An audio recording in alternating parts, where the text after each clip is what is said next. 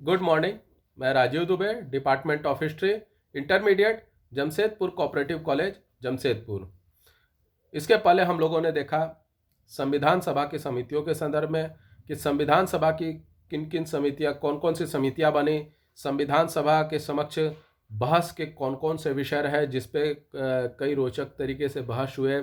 कई मुद्दों पर बहुत गंभीर ऐसे ऐसे मुद्दे थे जिन पर बहस करके, वाद विवाद करके, अंत में समाधान निकाल कर, निर्णय निकाल कर संविधान में उसे रूप दिया गया, नियम बनाया गया। इसमें सबसे पहले आया नागरिकों के अधिकारों का प्रश्न। कोई भी सरकार, कोई भी देश जब कानून बनाता है या संविधान का निर्माण किया जाता है तो सबसे पहला उसके दिमाग में, मस्तिष्क में होता है, हम अपने नागरिकों को क्या क्या अधिकार देंगे, हम अपने नागरिकों को क्या क्या अधिकार दें ताकि वह खुशी से रह सके, कानूनों, नियम और कानून का पालन करते हुए खुशी से अपना जीवन जी सके और तरक्की कर सके। और उसके साथ में, चूंकि नागरिक तरक्की करेंगे तो देश भी तरक्की करेगा, नागरिक मजबूत होंगे तो देश भी मजबूत होगा। तो इन सभी चीज़ों के बारे में जब सोचा गया तो उसमें सबसे, चूंकि भारत की स्थिति उस समय थोड़ा सा ज़्यादा गंभीर रही है क्योंकि तुरंत भारत को विभाजन का दंश झेलना पड़ा था। भारत दो भागों में विभाजित हो गया था, भारत और पाकिस्तान दो देश विभाजित हो चुके थे। तो उसमें नागरिकों के अधिकारों का जब प्रश्न आया तो उसमें अल्पसंख्यकों, शोषित वर्गों को किस प्रकार परिभाषित किया जाए तथा इन वर्गों को कौन कौन से विशेषाधिकार दिए जाए ताकि ये लोग अपने आप को सामाजिक रूप से सुदृढ़ कर सकें, मजबूत कर सकें। इस पर कई रोचक वाद विवाद हुए, महत्वपूर्ण वाद विवाद हुए, बहस हुए, और इन बहस और वाद विवादों से निकल कर ही कई निर्णय सामने आए। एक तरफ संविधान सभा के सदस्य अल्पसंख्यकों के लिए विशेष अधिकार चाहते थे तो दूसरे कुछ अन्य सदस्य इस मांग का घोर विरोध करते थे। कुछ सदस्य दमित जातियों के लिए, उसके उत्थान के लिए विशेष प्रावधानों की मांग करते थे तो कुछ सदस्य ऐसे थे जो सभी नागरिकों के लिए समान अधिकारों की वकालत करते थे, पक्ष लेते थे। इसमें सांप्रदायिक प्रतिनिधित्व प्रणाली का मुद्दा आया। यह वही सांप्रदायिक प्रतिनिधित्व प्रणाली जिसको 1909 में भारत शासन अधिनियम के द्वारा अस्तित्व में लाया गया, और यह पूरी तरह से मुस्लिम लीग को खुश करने का प्रयास किया गया था। मुस्लिम लीग, जिसका जो भारत का विभाजन, जो भारत और पाकिस्तान का विभाजन हुआ, उसमें मुख्य भूमिका मुस्लिम लीग ने निभाई। मोहम्मद अली जिन्ना जो मुस्लिम लीग के नेता थे, उन्होंने निभाई। वो अपनी महत्वाकांक्षा के चलते भारत के मुस्लिमों को भारत में सांप्रदायिकता का जहर बोया और हिंदू मुस्लिम में आपस में दंगे करवाए। यह वही मुस्लिम लीग मोहम्मद अली जिन्ना थे जो सिर्फ अपने आप को एक नेता के रूप में स्थापित करने के लिए भारत को दंगों के जहर में झोंक दिया, दंगों की आग में झोंक दिया और पाकिस्तान का निर्माण करा लिया। मद्रास के बी पोकर बहादुर ने सांप्रदायिक प्रतिनिधित्व प्रणाली का समर्थन करते हुए कहा कि अल्पसंख्यक हर जगह होते हैं और हम उन्हें चाहकर भी नहीं हटा सकते। हमें एक ऐसे राजनीतिक व्यवस्था की आवश्यकता है जिसके अंतर्गत अल्पसंख्यक भी सद्भाव और सौहार्द से रह सकें। उनका मानना था कि अल्पसंख्यक तो हर जगह होते हैं और हम उन्हें चाहकर भी नहीं हटा सकते, तो हमें एक ऐसी राजनीतिक व्यवस्था करनी चाहिए जिसके अंतर्गत वे सौहार्द से और सद्भाव से साथ में रह सके। और यह तभी संभव है जब उन्हें राजनीतिक व्यवस्था में अल्पसंख्यकों का सही प्रतिनिधित्व मिल जाए, और इसके लिए पृथक निर्वाचन प्रणाली ही सबसे सर्वश्रेष्ठ रास्ता बन सकता है, सर्वश्रेष्ठ व्यवस्था बन सकता है। चूंकि पृथक निर्वाचन की इस मांग का संविधान सभा में राष्ट्रवादी सदस्यों ने घोर विरोध किया, और स्वाभाविक था क्योंकि इससे राष्ट्र के बंट जाने का खतरा था, जनता के बंट जाने का खतरा था, और जनता जब विभाजित हो जाएगी तो राष्ट्र भी विभाजित होने में देर नहीं लगेगी। आरवी घुलेकर ने बहादुर के वक्तव्य के उत्तर में कहा, अंग्रेजों ने संरक्षण के नाम पर अपना खेल खेला, इसकी आड़ में उन्होंने अल्पसंख्यक को फुसला लिया। अब इस आदत को छोड़ दो, अब तुम्हें कोई भड़काने वाला नहीं है। सरदार पटेल ने भी पृथक निर्वाचन का विरोध किया। उनके अनुसार राजनीति के लिए यह जहर के समान है। इसी जहर के कारण देश को दंगों की आग में झेलना पड़ा, दंगों को झेलना पड़ा और विभाजन की त्रासदी को भी भोगना पड़ा। भारत विभाजित हुआ। यह सभी इसी सांप्रदायिकता प्रतिनिधित्व प्रणाली का परिणाम है कि भारत को दंगा को भी देखना पड़ा और विभाजन को भी देखना पड़ा। पटेल ने इसका विरोध करते हुए क्या कहा? क्या तुम इस देश में शांति चाहते हो? यदि चाहते हो तो इसे यानी पृथक निर्वाचिका प्रणाली को फौरन छोड़ दो। सरदार पटेल के अनुसार जब समस्त लोकतांत्रिक देशों में ऐसी कोई प्रणाली नहीं है तो भारत में ऐसा करना सर्वथा अनुचित और मूर्खतापूर्ण होगा। उन्होंने प्रश्नात्मक लहजे में कहा था, क्या आप मुझे एक भी ऐसा स्वतंत्र देश दिखा सकते हैं जहां पृथक निर्वाचिका हो?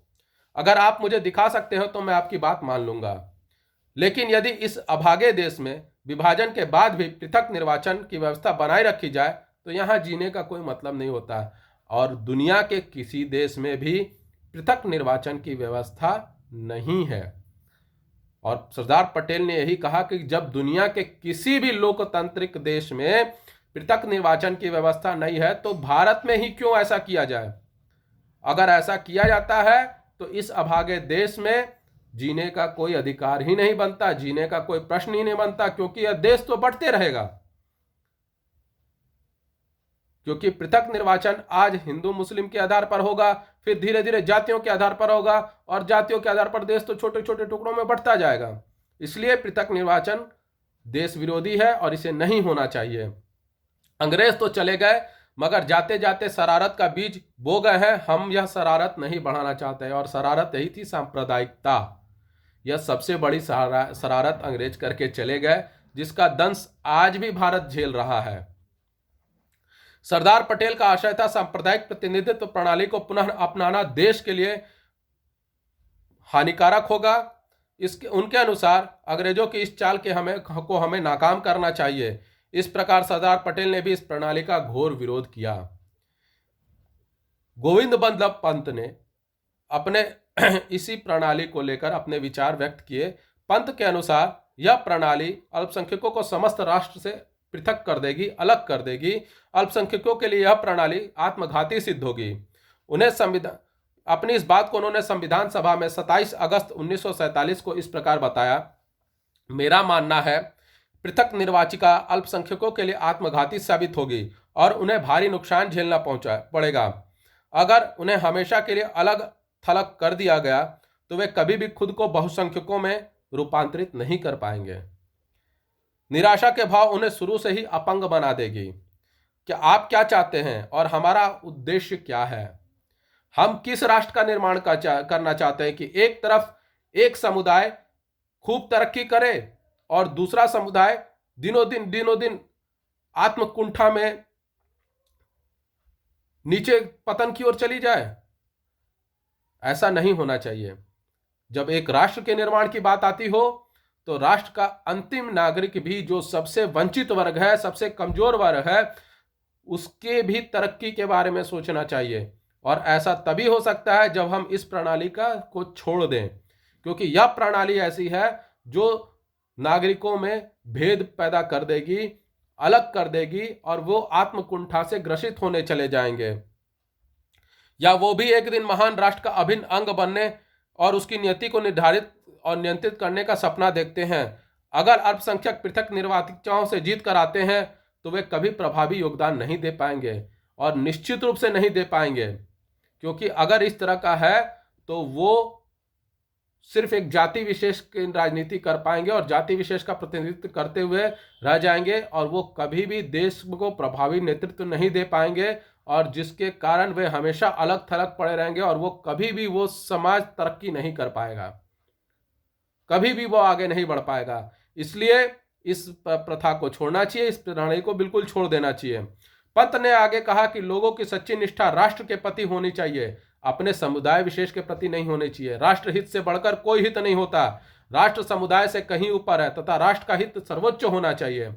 लोकतंत्र में व्यक्ति को अपने लिए कम तथा औरों के लिए ज्यादा फिक्र होनी चाहिए।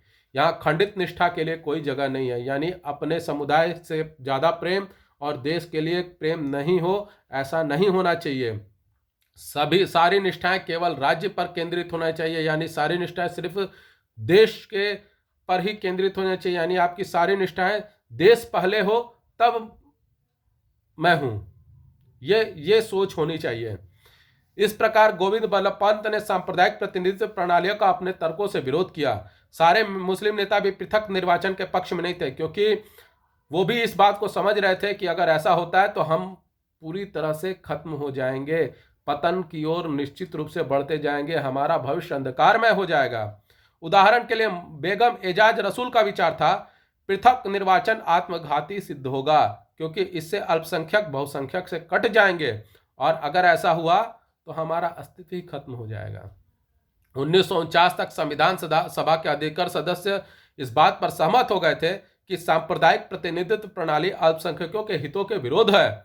अल्पसंख्यकों को लोकतांत्रिक प्रक्रिया में सक्रिय भूमिका निभानी चाहिए, जिससे राष्ट्र की उन्नति में वे अपना महत्वपूर्ण योगदान दे सकें। अतः सांप्रदायिक प्रतिनिधित्व प्रणाली को संविधान सभा ने अस्वीकार कर दिया। यह एक ऐसा मुद्दा था जो बहुत ही संवेदनशील था और अंततः सभी लोगों के सहमति से उसे संविधान में शामिल नहीं किया गया।